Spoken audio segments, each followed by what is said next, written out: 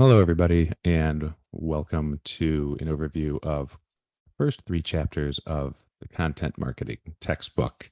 My name is Nick Mattar, and I am the author and also the teacher here in this course.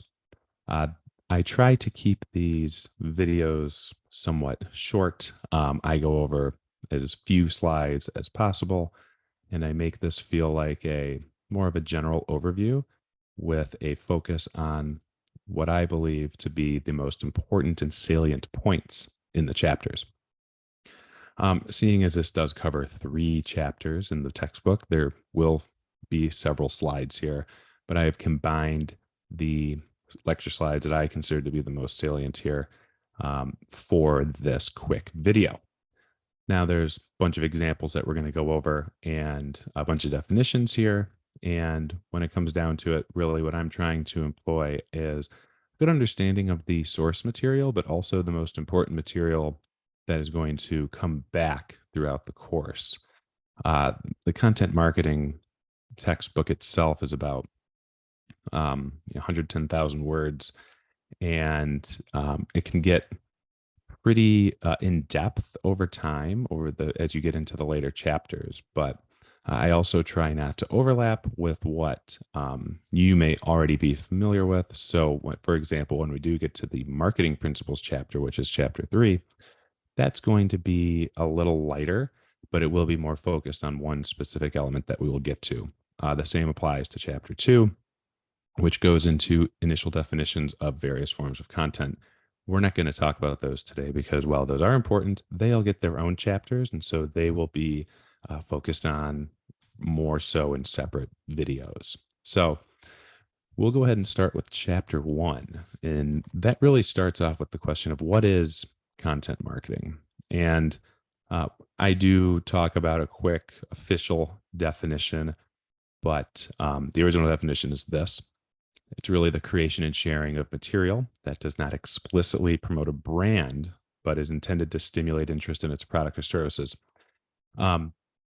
This is pretty much anything you see online that is a brand building piece of content. You may not even notice it, which people consider to be the best form of content marketing. When you see something that is really overly promotional of their own services, that's more of a sales piece. That is not content marketing.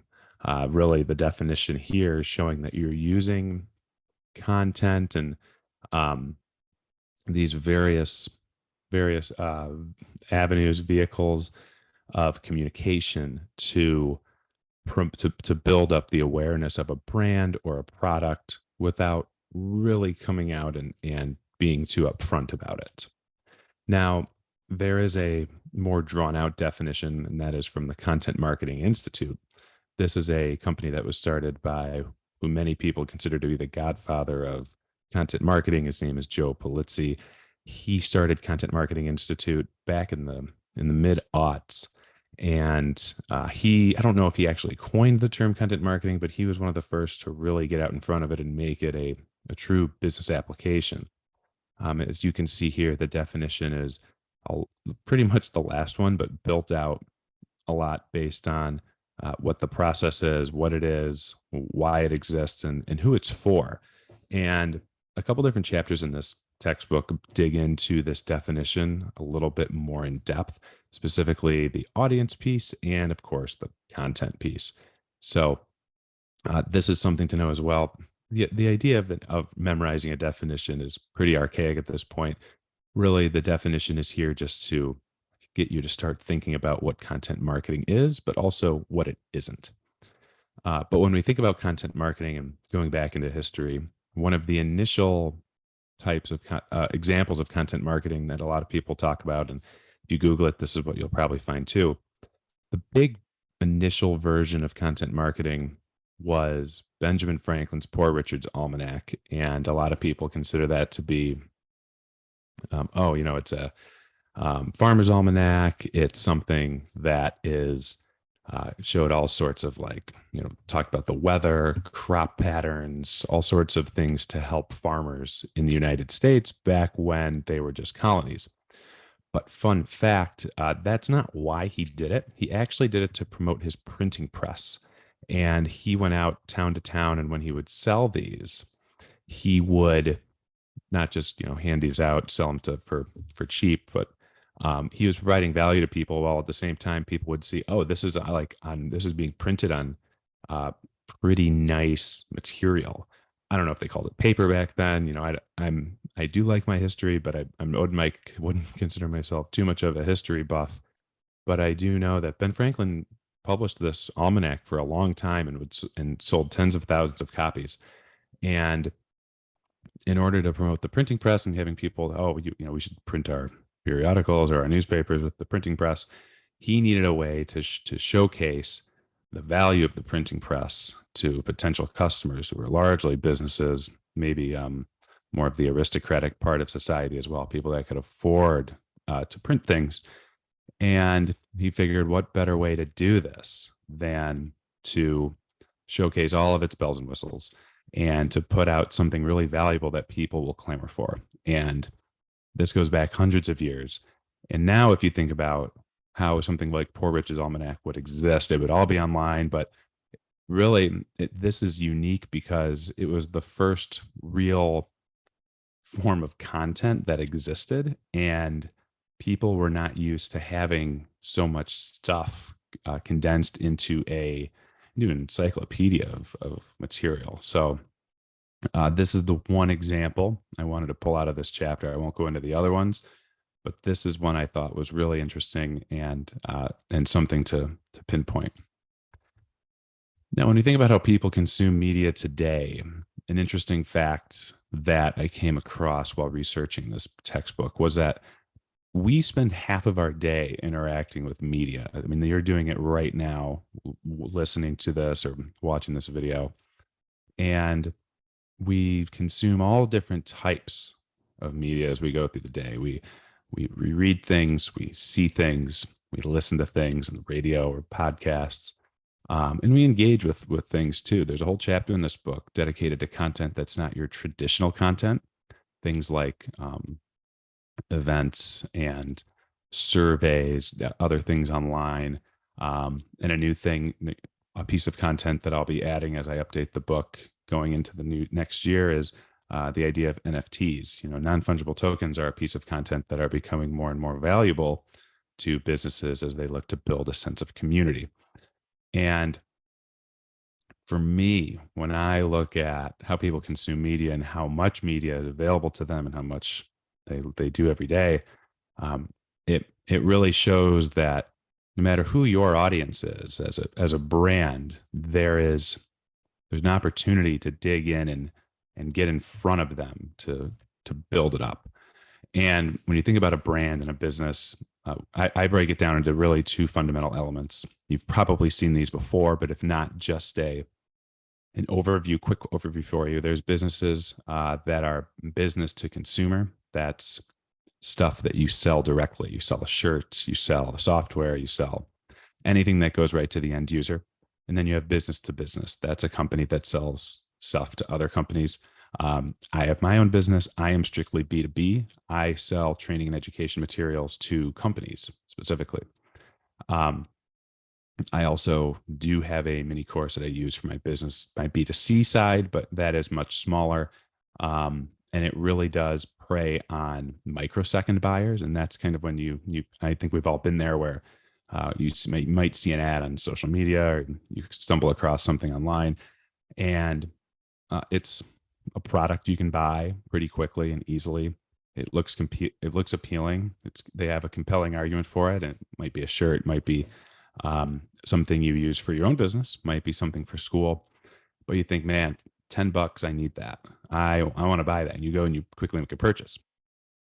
That's probably partially done by content marketing, partially done by sales strategy, but that is kind of the essence of business to consumer. On the other hand, you have business to business, and that is a much longer drawn out process. That's something where there's more of a full lead generation funnel. And anybody who's familiar with sales and what it's like being a salesperson, you need to build a relationship with the business in order to get their trust. Usually, B2B products are a lot more expensive than B2C. Um, so they're a lot more lucrative for the company making the sale. But at the same time, you need to build that brand and that trust with the end user.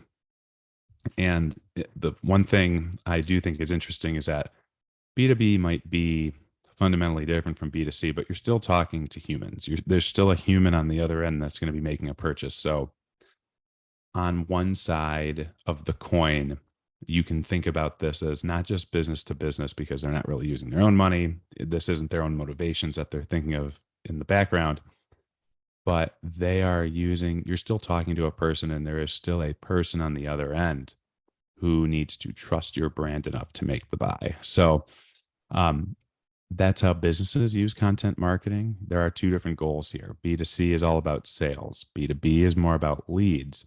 But your common goal, as you see at the bottom of the slide here, thought leadership, brand awareness, making the company, your brand more top of mind for the audience. And that's really where content marketing comes in, whether it be through educational content, motivational content, inspirational content.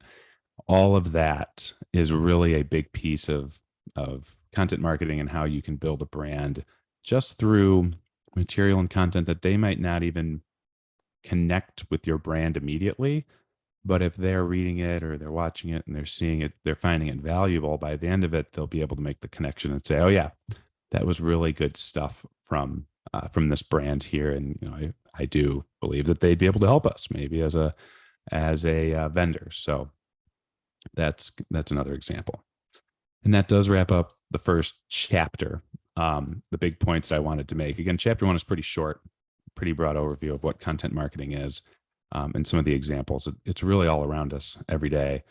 I've seen all sorts I follow all sorts of people on LinkedIn and on social media that talk about content marketing, and some people call it really.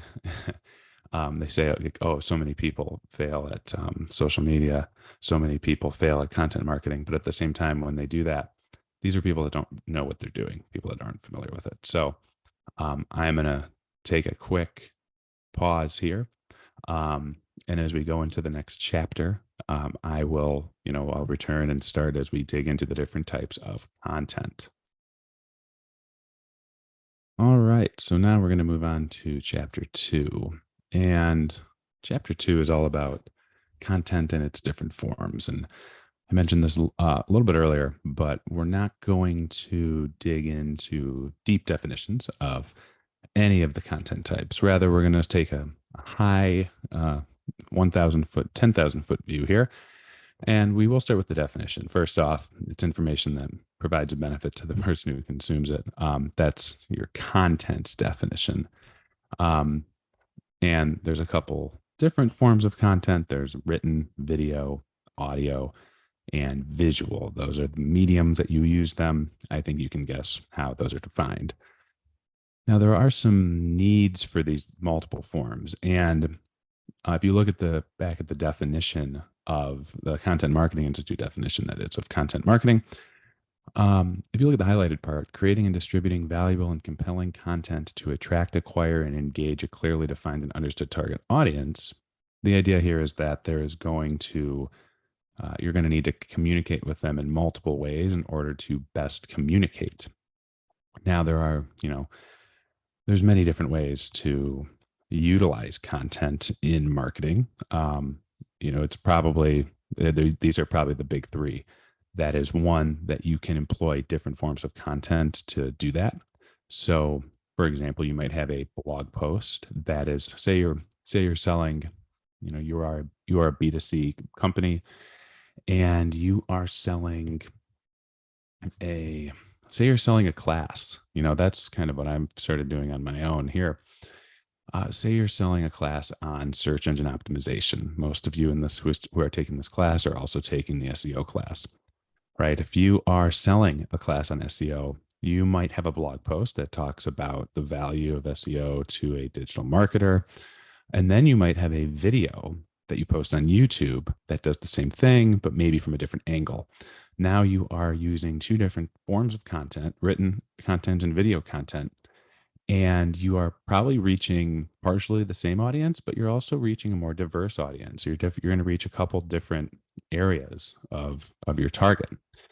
And effective content marketing, though, has to create value no matter what. So when you do have people that both read your blog post and watch your video, it's going to be important that you are delivering some value to the same person who's watching both of those. Maybe the article is more general, more about the overall positives of search engine optimization and why it's useful.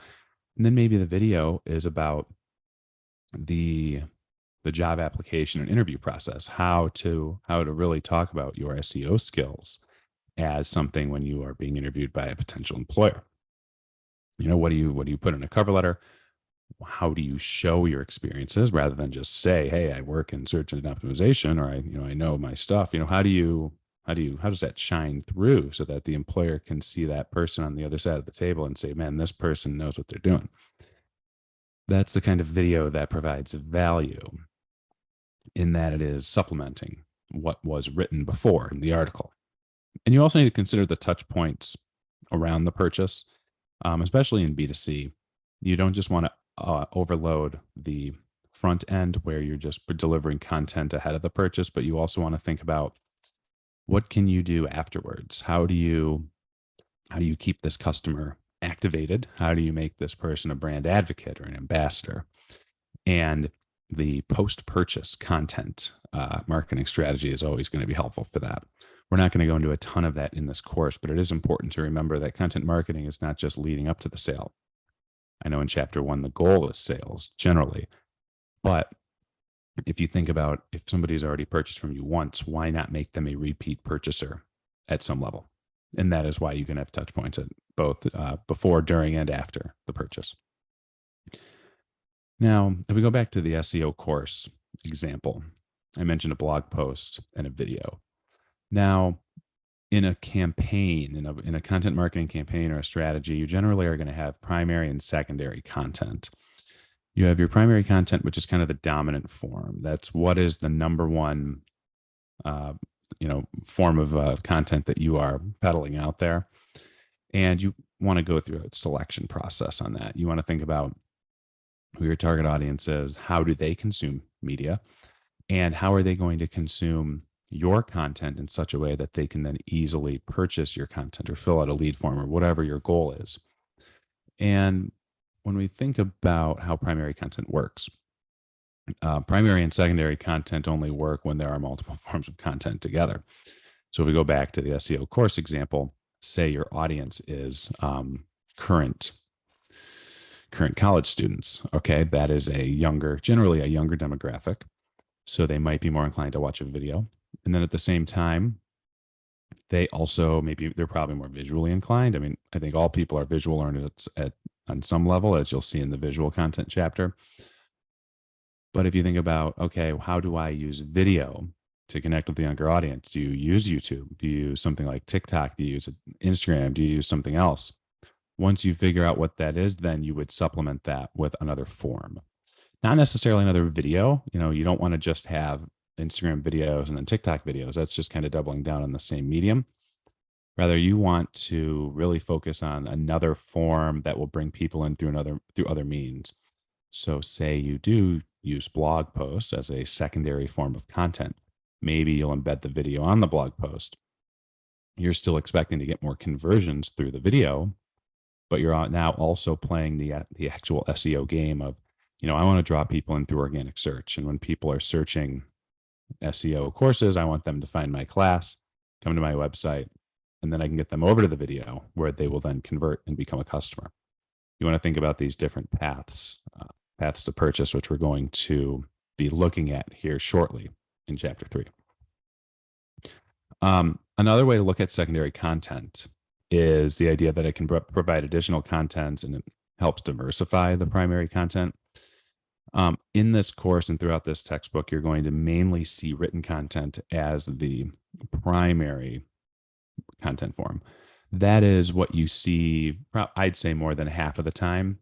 It really, again, it depends on the target audience and it depends on the content creators as well. you're seeing more and more content creators out there that are starting with social media, for example. Social media has many forms. If you think about, you know, Facebook, for example, maybe not. Well, Facebook on one hand is going to be more likely to have more written content, as with LinkedIn, whereas Twitter, Instagram, TikTok, those are all more likely to have visual or video as their dominant form. So there's plenty of social media discussion throughout this course. But at the same time, it is important to think about it. Social media is merely a vehicle to deliver the content. And you do need to make a selection of the type of content that you're delivering from there. And when we think about how the rise of the content creator, specifically on TikTok and on Instagram, has been really become prevalent over the last couple of years, the content creator has really just kind of leaned into video and visual content as well. And the great content creators, they know that they can't just become a successful business by monetizing on a social media platform. They need another avenue, and that's when they go to blogging. That might be when they go to creating more long form video, for example, on YouTube. Maybe they are also starting a podcast. So you look at the audio form. The great content creators are not focused on just one form of content. They have both primary and secondary content under their brand. It's always important to start with one. That's something that Joe Polizzi has always talked about. And he says, you want to start in one spot, build an audience from there, build a community, and then expand. You don't want to be everywhere at once. Something I've always believed in throughout my career is that if you are everywhere, you are nowhere. And that applies mainly to social media, but also just to content. If you have a blog, a podcast, a YouTube channel, and an Instagram account, those are covering your big 4 types of content, chances are you're not going to be able to put in the same amount of effort to all 4. Why not start with one, have a source of primary content, build that up to the best of your ability. And then when you see that your audience is ready for an additional avenue and you're ready to reach a new target, that's when you diversify. That's when you add your secondary content stream. So that is really a key point that I want to get through here in chapter 2. Now let's move on to chapter 3. This is the last chapter of this quick video. So this, first off, I want to define and separate content and media. Content, first off, is information that provides a benefit to the person who consumes it. We've been talking about it so far. Media is how you actually send out the message. Social media, for example, that is a type of media. Content, that is the actual information that is sent out. I did want to define these two up front, make sure that the difference is clear. Again, media is just the vehicle by which you are delivering the content. Content is the message, media is the vehicle to deliver it, as you see in the third point there. Now, I do want to quickly talk about the different owned, earned, and paid media. It's not I think most people are familiar with this at this point. I think you probably saw this in the Intro to Business course or the Intro to General Marketing courses. Just a quick rehash. Owned media is anything that the creator organically controls. Paid media is what you're paying for. It could be owned media that you are then promoting.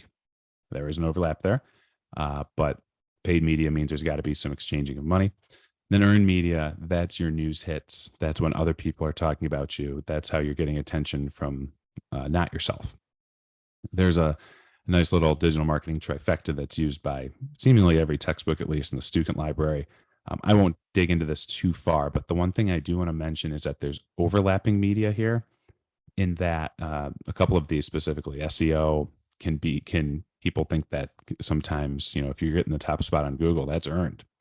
But at the same time, it's your owned media that is in that position. So what are you really getting there? Are you getting earned? Are you getting owned? I think it's both. I don't want to take one side or the other.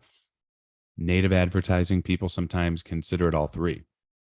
Native advertising is when you'd see like a sponsored story in the USA Today or in any news website that you go to.